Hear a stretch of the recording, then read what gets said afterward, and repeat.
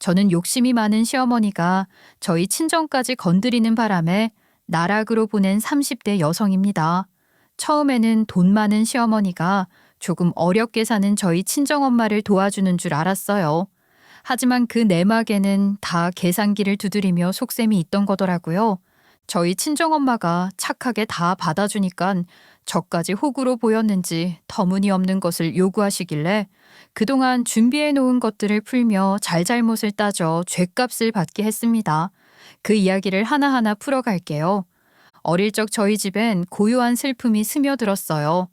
아빠는 전자회사에서 성실하게 일하셨지만 제가 유치원에 다닐 무렵부터 자꾸 아프셨어요. 처음에는 단순 감기인 줄 알고 약만 타서 드셨다가 어느 날부터는 증세가 많이 심각해졌는데요. 그래서 큰 병원에 갔더니 폐암이라는 진단을 받게 되었어요. 결국 아빠는 직장을 그만두시고 치료를 위해 바로 입원하게 되었어요. 그 때문에 엄마는 집안의 가장이 되어 아빠 병원비를 마련하러 하루도 쉬지 않고 일하러 나가셨어요. 엄마는 닥치는 대로 일하셨던 것 같아요. 사실 결혼하고 주부로 살다가 일하기가 얼마나 힘들어요. 갑자기 사회생활하려면 큰 용기가 필요한데 저희 엄마는 용감하시더라고요. 식당 일부터 시작하시더니 일이 없는 날은 시장에서 장사도 하고요. 또 어떤 날은 공사장 자빌도 하셨죠. 밤이면 피곤한 몸을 이끌고 돌아와 아빠 곁을 지키며 식사도 챙기고 아빠의 약도 준비했어요.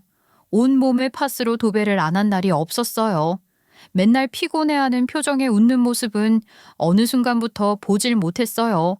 또 어떤 날은 다리를 삐끗하셔서 깁스를 하셨는데요. 그럼에도 불구하고 다음 날 공사장에 가서 일을 하시더라고요. 그런 엄마를 보며 피눈물을 삼켰습니다. 그때 저는 어린 마음에 엄마가 무너지면 우리 집이 끝이라는 생각에 저도 울음을 삼키고 스스로 강해지려고 했던 것 같아요. 그래서 청소, 빨래, 설거지, 심지어 아빠의 약을 챙기는 일까지 제가 도맡았어요. 책상에 앉아 공부하다가도 아빠의 기침 소리가 들리면 달려가 물을 떠다 드렸고 엄마가 돌아오실 때는 집이 깨끗하도록 부단히 애썼어요. 이 모든 걸 잘 해내도 공부를 못하면 엄마가 너무 속상할 것 같아서 공부도 잘 하려고 일을 악물었어요. 그래서 반에서 상위권을 유지하며 제 할 일을 다 해왔습니다. 하지만 그럼에도 불구하고 아빠는 나아지지 않으셨어요. 결국 오랜 병투병을 하시다가 돌아가시게 되었어요. 그때 엄마 표정을 잊지 못해요. 슬프지도 기쁘지도 않은 표정으로 아빠의 장례를 준비하는 모습이요. 우리 딸 그동안 힘들었지? 이제는 너 하고 싶은 것만 하고 살아. 엄마가 이제 너만 바라보고 뒷바라지 해줄게. 나는 괜찮아, 엄마. 엄마가 걱정이지. 엄마가 너무 고생 많이 했잖아. 내가 힘이 되어줄게. 그렇게 아빠가 떠나시고 저희 모녀는 서로에게 의지하며 살았어요. 그 이후 저희 집은 조금씩 밝은 길을 걷게 되었어요. 엄마는 그동안 식당에서 일하며 쌓은 손맛 덕분에 한 식당에서 능력을 인정받아 정식 직원으로 채용되셨고요. 덕분에 엄마는 안정적인 수입을 얻을 수 있게 되셨죠. 그래서 저는 학업에 집중할 수 있게 되었어요. 악착같이 공부한 덕에 좋은 대학교에 4년 전액 장학금을 받고 입학할 수 있게 되었죠. 대학교 시절은 제 인생의 황금기라고 할 수 있을 정도로 행복했던 추억들이 많아요. 하고 싶은 공부를 마음껏 했고요. 틈틈이 아르바이트를 하며 사회 경험도 쌓았어요. 바쁘긴 했지만 그때만큼 재미있고 제 본 모습에 충실했던 시절이었어요. 그리고 그 시절 제 인생의 가장 소중한 사람을 만났는데요. 바로 지금의 남편입니다. 남편은 대학교 선배였지만 처음엔 잘 알지 못하는 사이였어요. 그러다 그 사람이 군대를 다녀오고 제가 3학년이 되었을 무렵 우연히 팀 과제를 통해 가까워졌어요. 제가 팀장이 되어 과제를 주도해야 하는데 방향을 잘못 잡아 과제가 엉망이 되어가는 상황이 벌어졌었거든요. 그때 남편이 조용히 제게 다가와 방향도 바로 잡아주었고요. 조언도 몇 가지 해주어서 팀 과제는 성공적으로 마무리될 수 있던 적이 있어요. 너무 고마운 마음에 밥을 한번 샀는데요. 그 밥 한 끼가 100년, 2년의 시작이 되었던 거죠. 선배와는 이야기가 잘 통했고 함께 있으면 편안하고 즐거웠어요. 더 놀라운 건 입맛까지 비슷한 거였어요. 저는 사실 배추에 수육 얹어 먹는 것보다 멸치젓갈 양념해서 먹는 거 더 좋아해요. 어? 양념 멸치젓갈을 알아? 그거 우리 집에서만 먹던 음식인데? 어떻게 알아? 언제 먹어봤어? 저도 저희 엄마가 집에서 해줘서 먹었었죠. 혹시 선배 어머님이랑 저희 엄마가 같은 고향이시려나요? 우연히 대화 중 서로의 엄마가 같은 고향 출신이라는 걸 알게 되었고요. 그래서 더 만나면 즐겁고 편안했던 것 같아요. 입맛과 유머 코드가 맞으면 천생연분이라는데 그래서 그런지 저희는 정말 잘 맞았어요. 그렇게 자연스럽게 연인이 되었고요. 취업 후에도 6년 동안 흔한 싸움 한 번 없이 서로를 이해하고 의지하며 사랑을 키워왔습니다. 그리고 각자 어느 정도 사회에서 경력을 쌓고 시간이 흘렀을 때 결혼을 결심하게 되었어요. 서로 오랜 시간 함께하며 믿음이 깊어졌고 자연스럽게 결혼이라는 결론에 도달했죠. 양가 부모님께 인사를 드리고 상견례 자리를 마련하게 되었습니다. 그런데 상견례장에서 정말 깜짝 놀랄 일이 벌어졌어요. 저와 남편 그리고 예비 시아버지는 서로 긴장한 얼굴로 앉아 있었는데 막상 저희 엄마와 시어머니는 서로를 보자마자 깜짝 놀라더니 손을 덥석 잡고 반가움에 환호성을 질렀습니다. 두 분은 연신 세상에 너였구나. 어떻게 된 일이야 라며 말을 주고받았고 저와 남편은 어리둥절할 수밖에 없었어요. 알고 보니 두 분은 초중고 시절을 함께 보낸 중마고였대요. 어린 시절부터 단짝이었던 두 분은 함께 학교를 다니며 모든 걸 공유하는 사이였다고 해요. 시어머니가 먼저 서울로 돈을 벌러 떠나면서 자연스럽게 멀어졌고 친정엄마는 부산으로 취업을 갔대요. 이후 저희 외할아버지가 돌아가시고 외할머니도 저희 엄마가 있는 부산으로 이사를 오셨고요. 그래서 저희 엄마는 고향에 갈 일이 없어져서 연락도 끊기게 돼버렸대요. 아휴, 나 정말 널 그리워했어. 나 살면서 힘들 때마다 우리가 함께했던 추억들 떠올리며 버텼었어. 나도 널 얼마나 그리워했는지 몰라. 내가 네 번호 하려고 친구들한테 다 물어봐도 모른다고 하고.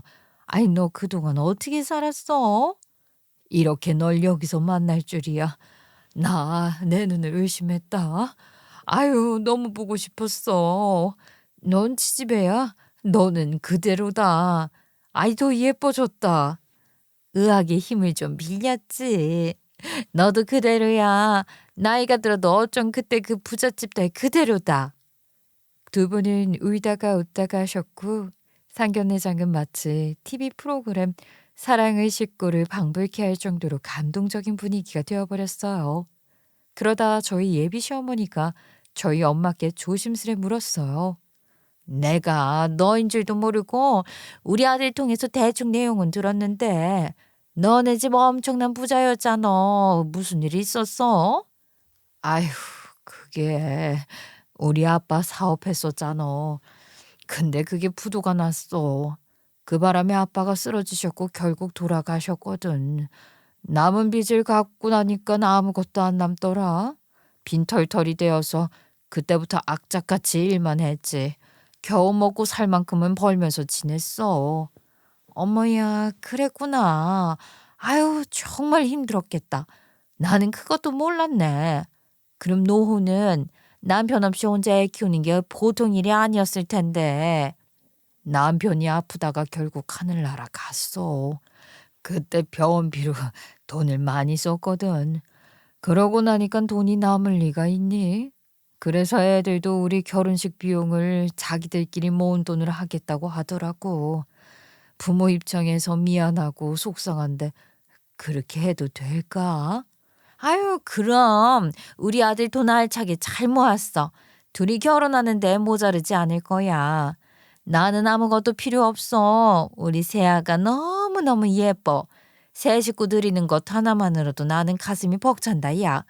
우리 아들이 좋은 사람 만나서 행복한 가정 꾸리는 거, 그거 하나 정말 축복해주고 싶지. 아들 가지고 장사할 생각 없다. 이렇게 좋은 사람 만나서 결혼하게 된 거 정말 다행이야. 그지? 시어머니의 말에 상견례장 분위기가 더 감동적으로 변하게 되었어요. 저는 그때 내가 정말 좋은 사람 만났구나. 우리 시어머니 정말 좋은 사람이구나 하면서 결혼하길 잘했다고 생각했어요. 서로 덕담을 나누며 그날 상견례 자리를 마무리했습니다. 그날 이후 엄마와 시어머니는 따로 연락을 주고받으며 다시 우정을 다지시더라고요. 두 분이 오랜만에 만나 함께 눈물 흘리며 지난 이야기를 나눴다고 들었어요. 오랜 세월 서로의 삶이 얼마나 힘들었는지 공감하며 그렇게 오랜 인연은 다시 이어지게 되었지요. 우리는 결혼을 잘 준비해서 잘 마쳤어요. 결혼 준비 과정에서 양가 부모님 모두 우리를 위해 많이 애써주셨고 두 분은 덕분에 더 가까워지신 것 같았어요. 상견례 때 오랜 친구라는 사실을 알게 된 후로는 두 분이 마치 어린 시절로 돌아간 듯 더욱 친밀하게 지내셨죠. 결혼 후에도 두 분은 여전히 자주 만나며 우정을 되새기셨고 마치 자매처럼 서로를 챙기며 지내셨습니다. 엄마는 시어머니를 만나고 오실 때마다 저한테 시시콜콜한 이야기를 다 해주셨어요. 아이, 너희 시어머니랑 오늘 찜질방 가는데 명품 옷을 입었더라. 내가 이런 곳에 오면서 그런 옷 입고 오면 옷 훔쳐간다고 했더니 뭐라는 줄 알아? 그럼 자기가 선녀와 나무꾼에서 선녀 되는 거냐고 해서 한참 웃었어. 아이, 어쩜 말을 저렇게 재밌게 하는지. 네 시어머니 만나면 나는 아주 시간 가는 줄 모르겠어. 엄마, 오늘도 만나고 왔어? 어쩐지 엄마도 어머님도 전화를 안 받으시더라. 찜질방 가셨구나?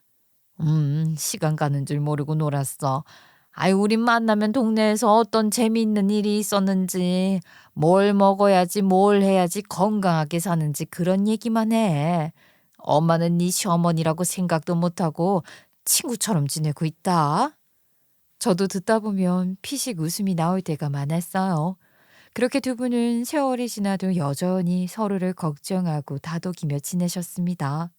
엄마는 시어머니에 대한 애정을 늘 저에게 강조하셨어요. 너희 시어머니는 참 마음이 깊은 사람이야. 아이, 정말 너네 걱정 많이 하고 뭐 하나라도 더 주려고 하더라. 우리 딸 시집은 잘 간 것 같아서 엄마가 너무너무 좋아. 이렇게 말씀하시는 엄마의 얼굴은 항상 흐뭇해 보였어요. 시어머니 역시 저희 엄마가 그동안 너무 고생만 하고 살아서 이제라도 편하게 살면 좋겠다고 하시는데요. 두 분이 함께하는 모습을 보면 저도 모르게 마음이 따뜻해지고 안심이 되곤 했습니다. 그러던 어느 날 시어머니가 저희 엄마와 놀고 싶었는데 평일에는 저희 엄마가 일하시거든요. 그래서 못 놀아드렸더니 이런 말씀을 하셨대요.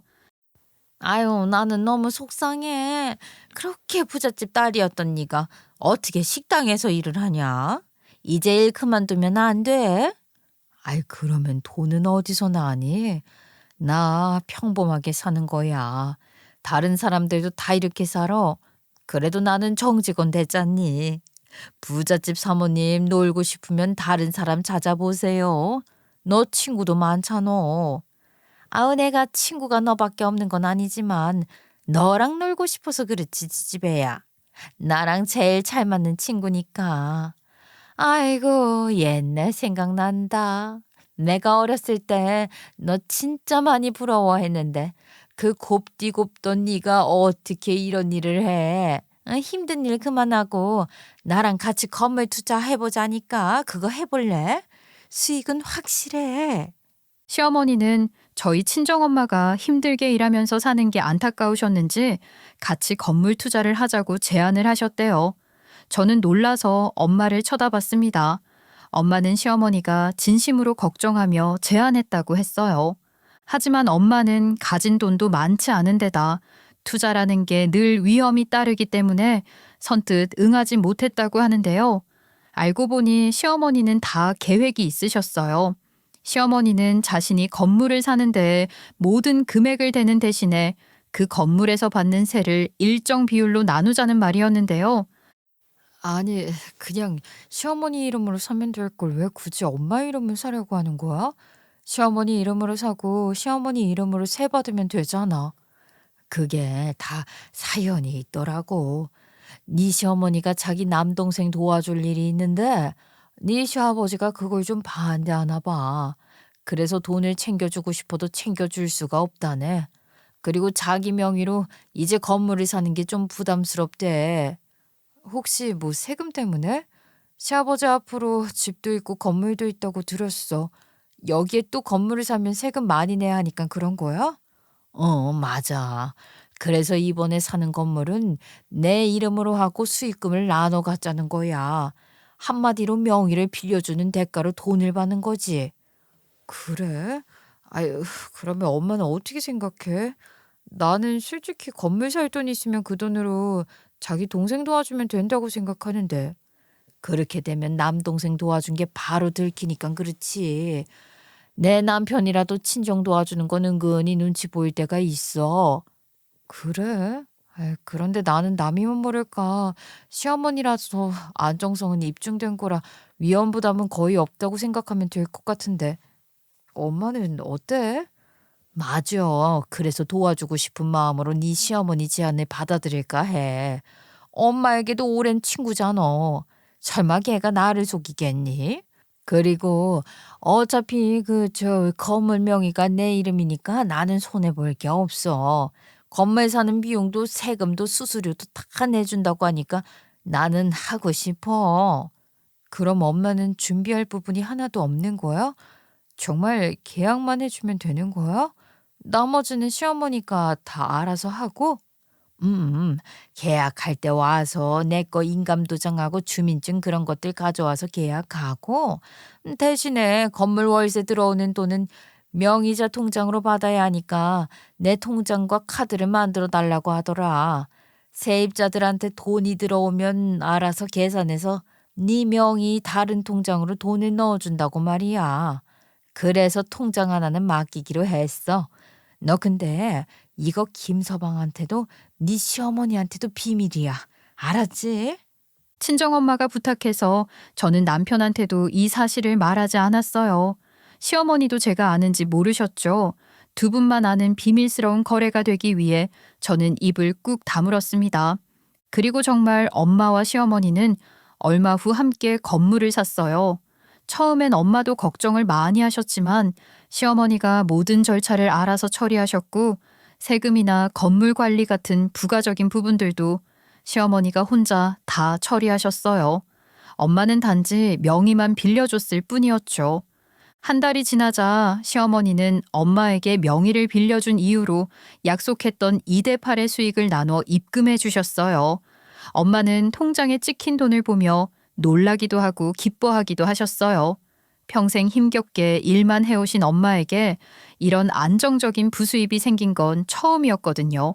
덕분에 엄마는 식당 일도 그만둘 수 있었죠.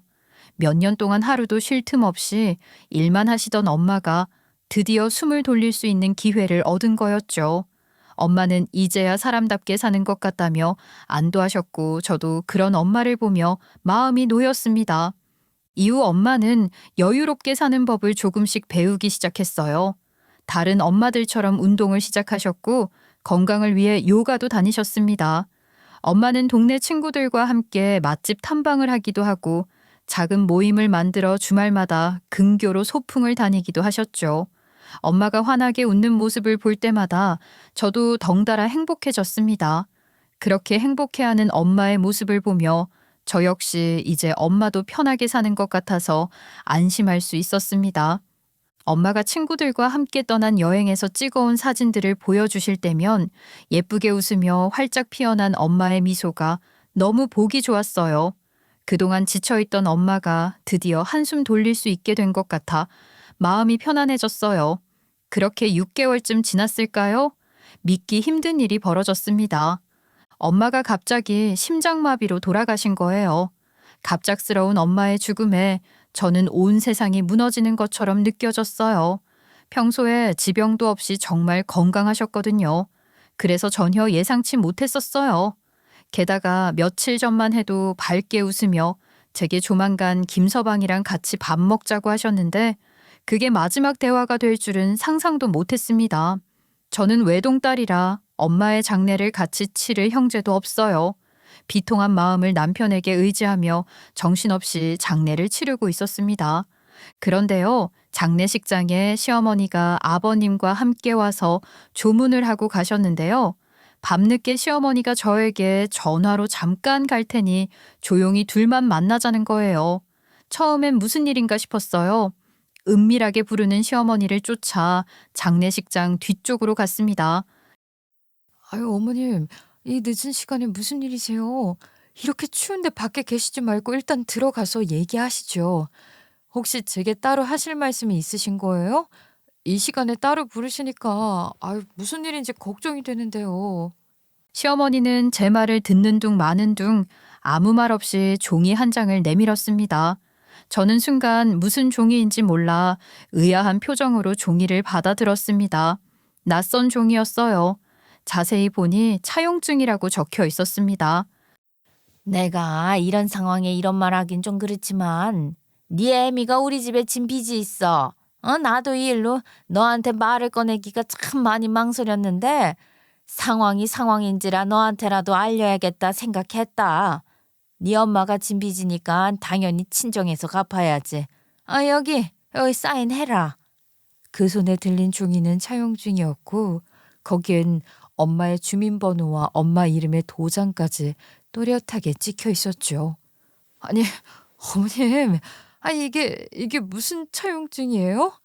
어머님, 이거 정말 저희 엄마가 쓴 거 맞아요? 엄마가 이 큰 돈을 빌렸다고요? 저희 엄마가요? 저희 엄마가 감당할 수 있는 금액이 아닌 것 같은데요. 정말 이 돈을 엄마가 빌렸다는 게 사실이에요? 제 목소리는 점점 떨리고 있었습니다. 차용증에 적힌 금액이 너무나도 커서 도저히 믿을 수가 없었거든요. 저희 모녀는 시시콜콜한 이야기들도 다 나누는 사이였어요. 그런데 엄마가 저에게 단 한 번도 그런 이야기를 하지 않으셨기에 더 믿기 어려웠습니다. 아이 그럼 내가 이 와중에 거짓말을 하겠니? 생각을 해봐. 네 친정엄마가 지난 몇 개월간은 돈이 어디 있어서 일도 안 하고 그 비싼 운동에 여행까지 다녔겠냐? 다 나한테 돈 빌려가서 그런 거야. 너도 알잖니? 네 엄마가 그동안 고생 많이 했다는 거. 그러니까 한 번쯤은 좀 즐기고 싶었던 거 아닐까? 나도 이해는 해. 처음엔 나도 뭐라 할까 했는데 그래도 친구니까 말도 안 하고 그냥 빌려줬지. 근데 네 엄마가 갑자기 이렇게 되어버리니까 아휴 나도 어쩔 수 없이 너한테 이야기하는 거야. 차용증에 적힌 금액은 상상도 못할 정도로 컸어요. 이건 평범한 가정에서 감당할 수 있는 액수가 아니었죠. 시어머니의 말에 저는 멍해졌습니다. 머릿속이 하얘지고 숨이 턱 막히는 기분이었어요. 이상하다. 엄마가 제게는 한 번도 그런 말을 한 적이 없었거든요. 제가 알았더라면 어떻게든 엄마를 도왔을 거예요, 어머님. 정말 엄마가 그렇게 큰 돈을 빌렸다고요? 그야 너 걱정할까 봐 그렇지. 네 애미가 나한테 부탁해서 나도 네 시아버지 몰래 준 돈이야. 네 엄마도 눈치 보이니까 조용히 빌려달라고 하더라고. 그래서 나도 아무한테도 말 안 했다. 네 시아버지나 네 남편이 알면 곤란해질 테니까. 그러니까 너도 네 남편 몰래 갚아야 해. 안 그러면 괜히 고인 욕먹이는 거고. 아이 저 하늘나라에서도 네 엄마가 눈을 곱게 감겠니? 저는 당황스러움과 충격, 그리고 분노가 뒤섞여 아무 말도 할 수 없었습니다. 차용증을 손에 쥔 채 그 자리에 멍하니 서 있었습니다. 말도 안 되는 상황에 저는 눈물이 나올 지경이었어요. 엄마가 남에게 큰 돈을 빌릴 만큼 경제적으로 궁지에 몰렸다면 제게 도움을 청했을 텐데 분명히 뭔가가 잘못됐다고 생각했죠. 게다가 엄마가 돈을 빌릴 만큼 절박했다면 여행이나 운동을 그렇게 편하게 다닐 리도 없었죠. 그러던 순간 이걸 어떻게 해결해야 할지 머리가 돌아갔어요.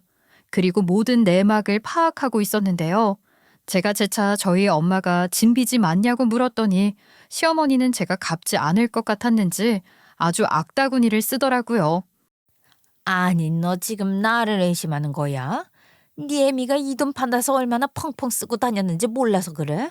내가 없던 일을 있다고 하겠니? 너희 엄마가 돈이 어디 있어서 그동안 그렇게 운동도 다니고 여행도 다녔겠냐고. 아, 내가 그걸 도와준 건데 이렇게 나몰라라 하려고? 아니, 그게 아니라 저희 엄마가 이러실 분이 아니셔서 여쭤보는 거예요.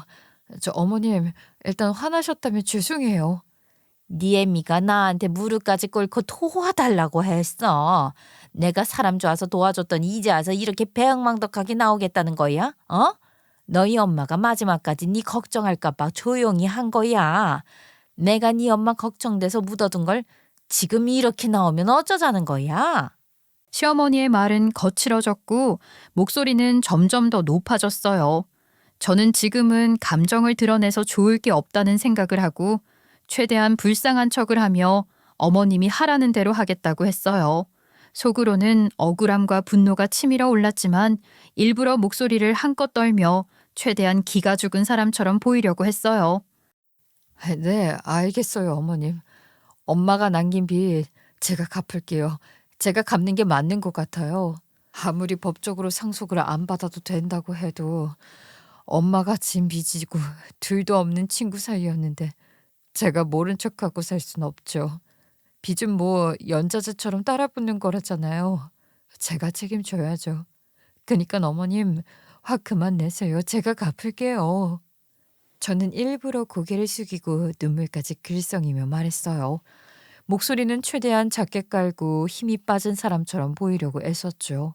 그러자 시어머니는 여전히 경계하는 눈빛으로 저를 노려보더니 비웃듯 코웃음을 치며 말했습니다. 어째 갑자기 고분고분하게 나오냐? 너 불쌍한 척하면 내가 봐줄까 봐 수작 부리는 거 아니냐? 너네 엄마가 한 짓 생각하면 내가 널 그냥 보고만 있을 것 같아?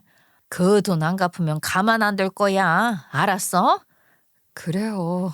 어머님, 제가 지금이라도 드리고 싶은데 지금은 저도 정신이 없어서요. 조금만 기다려주세요. 제가 어떻게든 마련해서 드릴게요. 언젠가는 반드시 갚을게요. 제 목소리는 가늘게 떨렸고 손끝까지 일부러 약한 척 보이도록 움츠렸습니다. 그런 제 모습을 본 시어머니는 속으로 기뻐하는 게 눈에 보일 정도였습니다. 크게 안심한 듯 돌아서는 시어머니의 뒷모습을 보며 저는 마음속으로 비릿한 웃음을 지었습니다. 그리고 다짐했어요. 이 미친 여자가 감히 우리 엄마를 악의 구렁텅이에 몰아넣고 나보고는 돈을 갚으라니 꼭 혼을 내주고 말겠다고요. 그날 밤 저는 한 장의 서류를 들고 조용히 움직였어요. 눈물이 그렁그렁한 상태였지만 정신을 차려야 한다고 되뇌이며 한 걸음 한 걸음 움직였어요. 조문을 놓은 변호사님이 있었는데요. 제가 그동안 조언을 많이 얻은 분이시거든요. 그분께 그날 시어머니한테서 받은 종이를 내밀며 상담을 요청했습니다. 변호사님은 처음엔 조심스럽게 서류를 받아들었지만 내용을 확인하자마자 얼굴이 굳어졌습니다. 이거 문제가 심각해지는데요. 이런 일이라면 바로 대응해야 합니다. 설마 시어머니께서 이런 짓까지 하셨을 줄은 몰랐는데 이거 상당히 계획적이시네요. 저 이 부분도 포함해서 처벌받게 하고 싶어요. 시어머니라고 이제 봐주지 않으려고요. 바로 가능할까요? 그럼요. 제가 가서 바로 소장 작성할 테니까 저만 믿고 계셔요. 내일 아침에 다시 올게요. 변호사님과 나눈 대화가 무슨 말인지 잘 모르시겠죠? 사실 저희 엄마와 시어머니 사이에는 뒷얘기가 더 있었어요. 저는 그걸 다 알고 변호사님과 계속 해결점을 찾아가고 있었고요. 그 사이에 엄마가 돌아가신 거예요. 시어머니의 악랄한 계략이 억울해서 더는 당하고만 있을 수 없거든요. 지금부터 잘 들으세요. 그 악랄하고 환장할 만한 이야기가 지금부터 펼쳐집니다. 다음 날이 발인이라서 엄마를 화장하고 납골당에 모셔두고 바로 시댁으로 향했어요. 물론 남편과 변호사도 대동했죠. 가는 길에 남편한테 언지를 줬더니 크게 놀라더라고요. 남편도 제 심정을 크게 공감하며 이건 그냥 넘어갈 수 없는 부분이라는 걸 동의하고 시댁으로 갔습니다. 시어머니는 예상치 못한 손님들에 당황한 듯 했지만 이내 태연하게 굴더라고요. 아이고 무슨 일이야? 이제 엄마 장례도 끝났겠다. 피곤할 텐데 나중에 얘기하자. 오늘은 그냥 돌아가서 쉬어라. 아버님 계시죠? 아버님, 저희 왔어요. 제가 드릴 말씀이 좀 있는데 조금 나와서 얘기 좀 나눠요. 어머님이 집안에 들어가려는 저희를 막으려고 하셨지만 저는 물러서지 않았고요. 눈에 불꽃이 튀는 기분으로 시어머니를 밀치고 거실로 들어섰어요. 세아가 무슨 일이냐? 고생 많았다. 어머니는 좋은 데로 갔을 거야. 아버지 만나서 잘 지내고 있을 테니까 너무 슬퍼 말고 힘내라. 이제 내가 네 아버지 해줄게. 아빠, 지금 그런 말씀 하실 때가 아니에요. 이 사람이 드릴 말씀이 있어서 찾아왔어요. 무슨 말인데 그러냐? 장례식 끝나고 힘들 텐데 바로 와서 무슨 중요한 얘기야. 이분은 누구시고? 이분은 저의 변호사이고요. 어머님의 만행을 다 말씀드리려고 힘든 와중에 아버님을 찾아뵈러 왔어요. 아버님, 혹시 어머님 명의로 건물 하나 있는 거 아세요? 알지. 저기 외곽에 있는 건물 말하는 거야. 그 건물 알고 있는데 왜? 무슨 일인데 그래? 그 건물 명의 저희 친정엄마 앞으로 바꾼 것도 아세요? 그런데 불법 증축물도 있고 심각한 누수 문제도 있는 것도 아시죠? 그거 고쳐달라고 세입자들이 여러 번 말했는데도 안 해주셔서 저희 엄마한테 내용 증명이 왔어요. 어머님, 이 내용들 저는 모를 줄 아셨겠지만 뒤에서 다 알아보고 있었어요. 엄마가 갑자기 돌아가신 게 이것 때문인가 싶을 정도로 그 당시 충격이 컸다고요. 이거 다 무슨 소리야? 당신 그 건물 다 고쳤다고 하지 않았어? 세입자들 요구 다 들어줬다고 했잖아. 명의는 왜 사돈으로 바꾼 거야? 바른 대로 말해. 아니, 그게 네 엄마가 건물 지니까 당연히 세입자들이 명의자인 네 엄마한테 내용 증명을 보낸 거지. 그리고 걔 어렵게 사는 거 보기 딱 해서 내가 마음이라도 편히 가지라고 명의만 준 거야.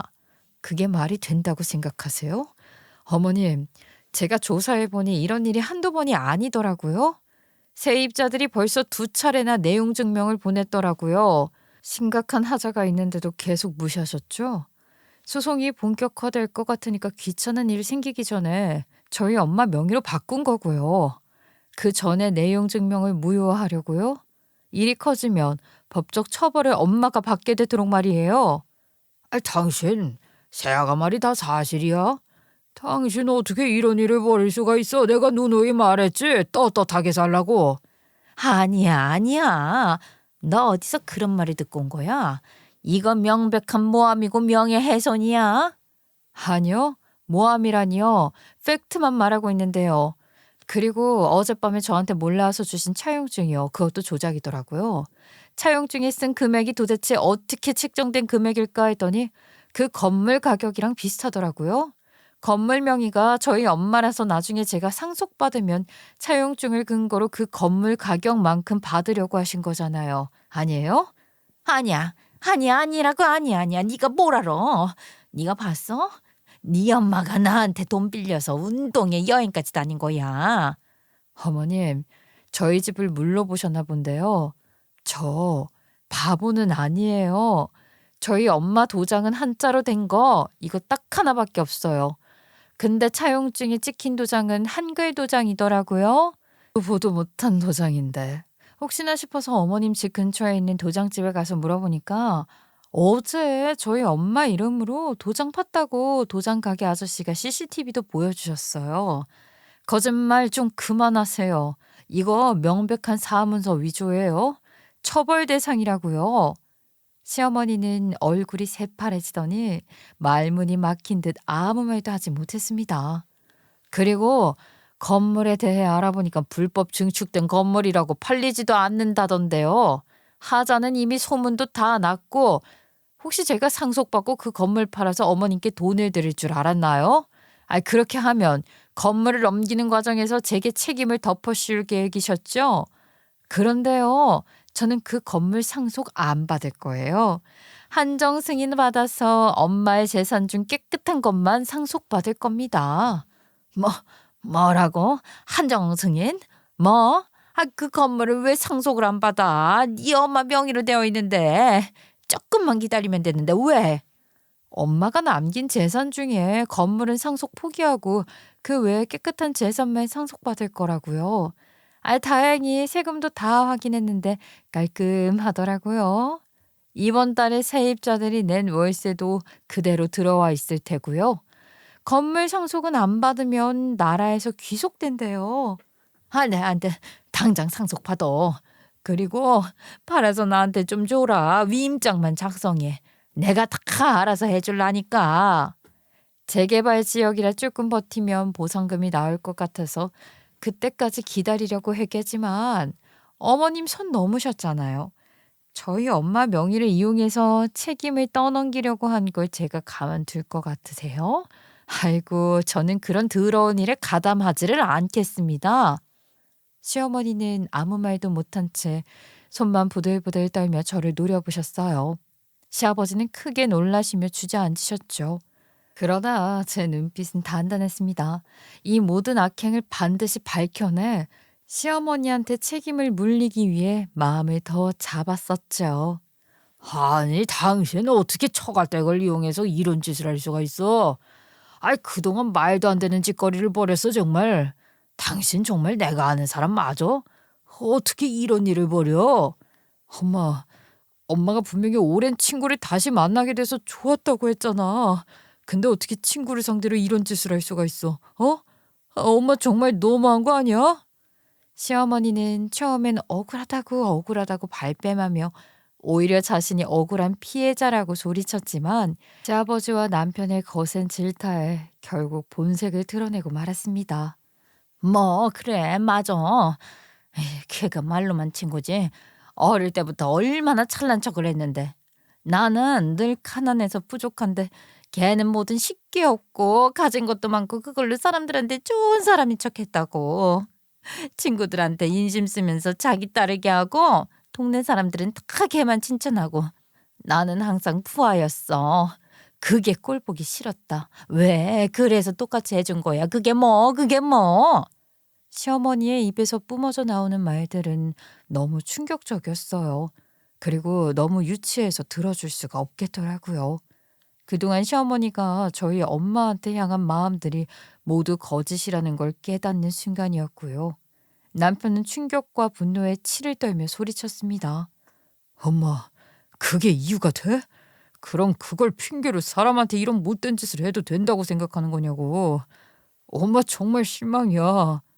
시아버지 역시 참담한 표정으로 시어머니를 바라보다 한숨을 길게 내쉬었어요. 당신 정말 너무했다. 친구를 그렇게 질투해서 이런 일을 벌였단 말이야. 그거 고쳐주기 싫어서 친구가 법적인 처벌을 받게 하려고 했고. 아이, 정말 당신 너무하는 거 아니야?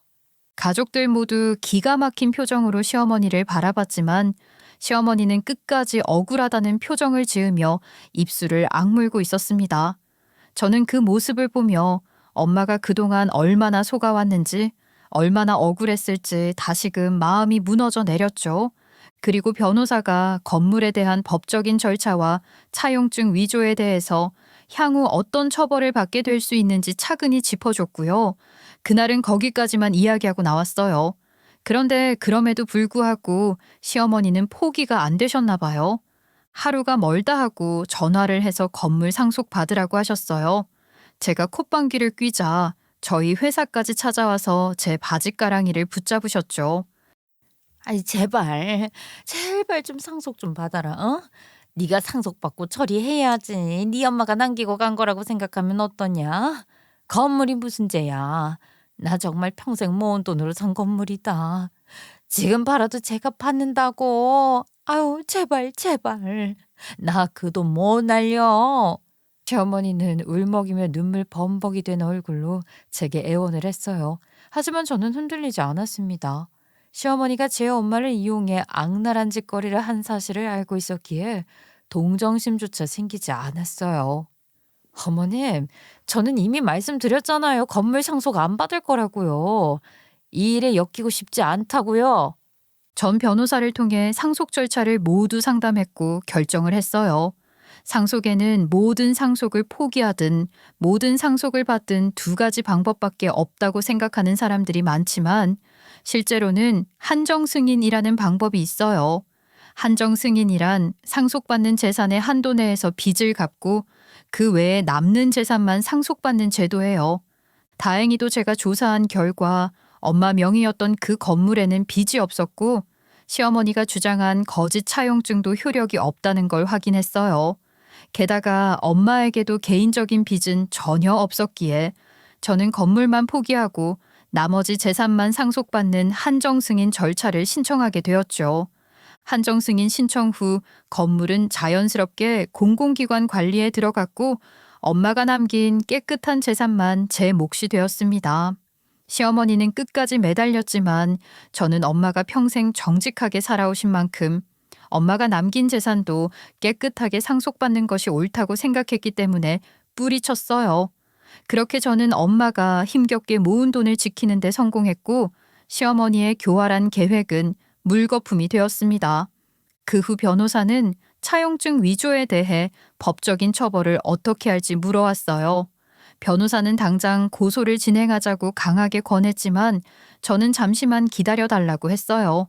왜냐하면 솔직히 남편과의 관계는 너무 좋았고 시아버지도 몇 번이나 시어머니를 혼내시면서 답답해하시던 모습이 떠올랐기 때문이에요. 정 때문이죠. 그때는 아주 못된 시어머니지만 그래도 법적인 처벌까지는 받게는 하고 싶지 않았거든요. 시아버지와 남편은 그동안 고맙고 미안하다며 저를 달래주셨고요. 저희 엄마 납골당에도 몇 번이나 가셔서 사죄하고 또 사죄했어요. 정작 사과해야 하는 사람은 가지 않았고요. 이 일이 있고 나서 아버님도 어머님이랑 냉랭해져서 각방을 쓰게 되었다고 하고요. 어머님은 몸살이며 하루하루를 살고 있었는데요. 또다시 큰 사건이 한 개가 터졌습니다. 시어머니가 젊은 남자와 바람이 났던 거예요. 그것도 우리 남편보다 훨씬 어린 남자란겨. 내막은 이러했어요. 시어머니가 처음에 저희 엄마한테 명의를 바꾸고 다달이 들어오는 월세를 자신의 동생한테 준다고 했잖아요. 그런데 그 말은 다 거짓이었다는 것이었고요. 바람난 남자한테 보낸 거였어요. 시어머니는 남자 종업원들과 함께 노는 문란한 곳에서 한 젊은 남자를 알게 되었고요. 그 청년과 아주 깊은 관계까지 나누게 되었대요. 하지만 그 남자가 못하러 저희 시어머니 같은 늙은 여자를 만나겠어요. 알고 보니 스폰 관계였다고 해요. 한마디로 돈을 주는 대가로 데이트를 했던 거였죠. 그런데 시어머니 계좌에서 바로 그 남자한테 보내면 나중에 시아버지가 의심을 할 수 있으니까 저희 엄마 계좌를 이용해서 우회해서 보냈던 거였어요. 저희 엄마한테 명의를 준 또 다른 이유가 있었던 거죠. 이걸 어떻게 알았냐고요? 저희 변호사님 덕분이었어요. 아니, 제가 다른 의뢰인 만나려고 커피숍에 갔는데 거기서 시어머니와 웬 젊은 남자가 같이 있는 게 아니겠어요. 무슨 이상한 사이 같더라고요. 그래서 그 둘이 헤어질 때까지 쫓아가서 물었어요. 겨우겨우 설득해서 물어보니까 스폰서 관계라고 하더군요. 정말 기가 막힙니다. 저희 어머니가 그런 짓까지 벌일 줄은 몰랐어요. 그리고 그 남자 때문에 이런 일까지 벌이다니요. 정말 기가 막히네요. 그 말을 듣는 순간 저도 피가 거꾸로 솟는데 시아버지는 어떻겠어요? 이건 비밀로 할 수 없는 큰 사건이기 때문에 시아버지께 바로 말씀드렸습니다. 변호사님이 사진과 계좌 등을 다 준비해 주셨고요. 저는 그걸 시아버지께 보여드렸더니 별말 하지 않으시고 이혼 서류부터 준비하시더라고요. 내가 정말 이런 여편이랑 한평생 살았더니 지옥스럽다. 이제는 더 이상 함께 살지 않을 거야. 남편도 시어머니의 행동에 완전히 등을 돌렸습니다. 엄마가 어떻게 그런 짓을 할 수가 있어. 나한테 부끄럽지도 않아? 너무 창피해서 이제 엄마 못 보겠다고. 연 끊고 살자. 아니야, 오해야.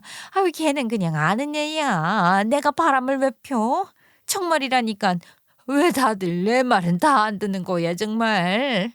남편은 시어머니의 연락을 전면 차단했고 집에서도 시어머니의 흔적을 모두 치우더라고요. 그리고 아버님은 이혼을 준비하면서 저에게 사문서 위조 건으로 시어머니 고소하라고 해서 그렇게 했어요. 재판 결과 시어머니는 법적 처벌을 받게 되었고요. 시아버지와 이혼하면서 빈털터리가 되어 집에서 쫓겨났습니다. 그렇게 시어머니는 자기 손으로 자초한 일로 인해 모든 걸 잃게 되었어요. 시어머니는 모든 것을 잃고 집에서 쫓겨난 뒤 결국 스폰을 해줬던 그 젊은 남자에게 찾아갔다고 합니다. 남편보다 더 어린 그 남자에게 시어머니는 남은 돈을 털어 다시 매달렸지만 그 남자는 이미 시어머니가 돈줄이 끊겼다는 사실을 알고 완전히 등을 돌렸다고 해요. 어떻게 알았냐고요? 그 남자도 이상한 사람인 게요. 저희 변호사님한테 전화를 했대요. 변호사님, 그 사모님이 자기가 돈 많다면서 같이 살자고 하는데요. 그 사모님 이혼할 때 돈 많이 받았어요? 자기 건물 팔아서 돈 많다는 얘기도 하던데, 사실이에요? 무슨 소리예요? 그 사모님 이혼할 때 한 푼도 못 받고 쫓겨났는데요. 건물은 나라로 넘어갔고요. 그 사모님 지금 개털됐어요. 갈 곳 없어서 그쪽한테 갔나 본데 남 연애사에 제가 뭐라 할 말은 없고 모쪼록 좋은 경험 잘 하세요. 시어머니가 살 곳이 필요했는지 그 남자한테 갔나 봐요. 그런데 돈도 없을 텐데 건물 팔아서 자기 돈 많은 척하며 거짓말을 했다가 또 들통나고 만 거죠. 시어머니는 자신이 돈을 받을 예정이라며 건물 팔릴 때까지 조금만 기다리라고 거짓말을 하며 매달렸대요. 하지만 그 남자는 이미 시어머니가 집에서 쫓겨난 사실을 알고 있었고 더 이상 시어머니가 필요 없다고 생각해 완전히 버렸다고 합니다. 결국 어머님은 한순간에 세됐지요. 그리고 허름한 빌라 반지하에 새 살면서 산다는데요. 생활비를 벌기 위해 청소 일을 하며 근근히 생활하고 있다고 합니다. 한때 사모님 소리 들으며 건물주로 잘 나가던 시어머니였는데 지금은 건물에서 청소를 하신다니 아이러니했어요. 가지고 있던 그 건물 하나라도 간수 잘했으면 이 모든 일이 안 일어났을 것 아니에요? 계속 사모님 소리 들으면서 남은 인생도 편하게 살았을 텐데 욕심에 머리를 굴리다가 결국 자신이 자신을 올감했네요. 그런데 이번 사건에서 가장 충격을 받은 사람은 바로 남편인 것 같아요. 시어머니의 악행과 거짓말, 그리고 이혼까지. 너무 많은 일이 한꺼번에 벌어지다 보니 남편은 초반에 정신을 차리지 못하고 혼란스러워했어요. 이렇게 나이 먹어서도 부모님의 이혼은 충격적이더라고요. 남편의 상실감이 심했어요. 처음에는 감정 정리가 잘 안 돼서 시어머니를 몇 번 찾아가기도 했대요. 아무리 나쁜 짓을 한 엄마라 해도 어릴 때부터 사랑받고 자란 엄마였으니 남편도 혼란스러웠을 겁니다. 그런 건 이해해요. 자기 엄마니깐 그럴 수 있잖아요. 그런데 시어머니는 이번에는 아들의 마음을 이용해 또다시 이기적인 요구를 하더라고요. 아들, 엄마 너무 살기 힘들어서 죽고 싶을 지경이야. 이렇게 사는 엄마 모른 척 할 거야? 내가 널 어떻게 키웠는데. 아유, 이러지 말고 돈 좀 주고 집 좀 마련해줘라. 나 큰 거 바라지도 않아. 20평대 아파트 정도면 돼. 네가 날 좀 도와줘야지. 이제 내 곁에 누가 있니? 아빠한테 너가 이사 간다고 하고서 돈 좀 뜯어내봐. 아유, 나 이대로는 못 살아. 처음엔 남편도 혼란스러워하며 도움을 줄까도 고민했지만 시어머니가 점점 더 집요하게 돈을 요구하고 자신의 잘못을 인정하기는커녕 계속해서 자신을 피해자로 포장하는 모습을 보며 결국 남편은 단호하게 마음을 정리했다고 해요. 엄마, 나한테 어떻게 아빠 돈을 뜯어오라고 시켜? 그리고 엄마가 왜 피해자야? 피해자가 아니라 가해자지. 엄마 정말로 눈치 없다. 어떻게 반성할 기미도 아니 그런 것도 없어. 엄마가 날 너무 힘들게 해. 에이, 괜히 만난 것 같아. 그냥 엄마 죽은 셈 치고 살게. 그러니까 앞으로 나한테 전화하지 마. 남편은 결국 자기 어머니와의 인연을 완전히 끊어버렸습니다. 어머님도 참 그래요. 엄마 좋아서 찾아간 아들한테 돈 얘기만 하다니요. 그것도 아버님한테 돈 뜯어오라니 정말 상대하기 힘든 사람이에요. 타격이 큰 남편과는 달리 시아버지는 혼자 사시는 게 엄청 홀가분한 모습이셨어요. 하지만 큰 집에 사시기가 좀 적적하시고 청소하기 힘드시다고 했어요. 그래서 작은 집으로 이사를 하는 김에 이왕이면 저희 집 근처에 사시면 저희가 들여다볼 수 있으니까 좋잖아요. 저희 동네로 오시라고 했더니 아버님도 흔쾌히 수락해 지금은 같은 아파트 단지에서 살게 되었어요. 그리고 사실 아버님과 어머님이 이혼할 무렵 저 임신 중이었거든요. 남편도 시아버지도 정신없이 흘러가는 상황 속에서 저를 많이 걱정했지만 다행히 아기는 건강하게 태어났습니다. 그런데 제가 출산휴가 끝나고 딱 출근을 해야 해서 애를 맡겨야 했는데요. 아버님이 회사 안 가는 날이 많으셔서 그런 날에는 저희 아이도 봐주시게 되었어요. 분유도 정말 잘 타시고 잠에 예민한 아이인데 어찌나 잘 재우시는지 베이비시터 이모처럼 정말 잘 보시더라고요. 아버님, 어떻게 이렇게 애를 잘 보세요? 혹시 저희 그이도 이렇게 정성껏 키우신 거예요? 아니, 애는 거들떠 보지도 않았지. 손주니까 이렇게 애지중지 키우는 거지. 아유, 아들보다 손주가 더 예뻐. 아이고. 아이가 울기만 해도 아버님은 아이한테 한 걸음에 뛰어와 안아주셨고요. 심지어 백화점 문화센터에 좋은 강좌가 있으면 신청해서 아기띠 메고 가시더라고요. 정말 대단하시죠? 시아버지의 진심이 전해져서 참 고마웠습니다. 저희는 시아버지와 자주 왕래하며 지내고요. 남편 역시 시간이 지나며 자신의 엄마로부터 받았던 상처가 조금씩 치유되는 듯 했어요. 이제는 아이를 키우며 정신없는 삶을 살아서 그런지 크게 슬퍼하지도 않고 우울해하지도 않는 그런 일상을 보내고 있습니다. 저는 이 일을 통해 저는 정말 많은 걸 깨달았어요. 한때 잘 나가던 시어머니가 모든 것을 잃고 청소 일을 하며 살아가는 모습을 보며 부정한 방법으로 얻은 이익은 결국 더 큰 대가로 돌아온다는 것을 뼈저리게 느꼈어요. 무엇보다 신뢰는 한번 깨지는 순간 다시는 회복하기 어렵다는 것도 알게 되었고요. 아무리 교묘하게 거짓을 꾸미더라도 언젠가는 진실이 밝혀지기 마련이니까 진실되고 정직하게 사는 것이 가장 강한 삶의 방식이라는 걸 저는 이 일을 통해 깨닫게 되었습니다. 이제는 엄마가 남기신 깨끗한 재산으로 아이를 키우며 엄마가 지켜보는 하늘 아래에서 부끄럽지 않게 살려고요. 저희 가족 응원해 주실 거죠? 저희 집안 이야기 들어주셔서 감사합니다. 여러분의 가정에도 행복한 봄바람이 불길 바랄게요.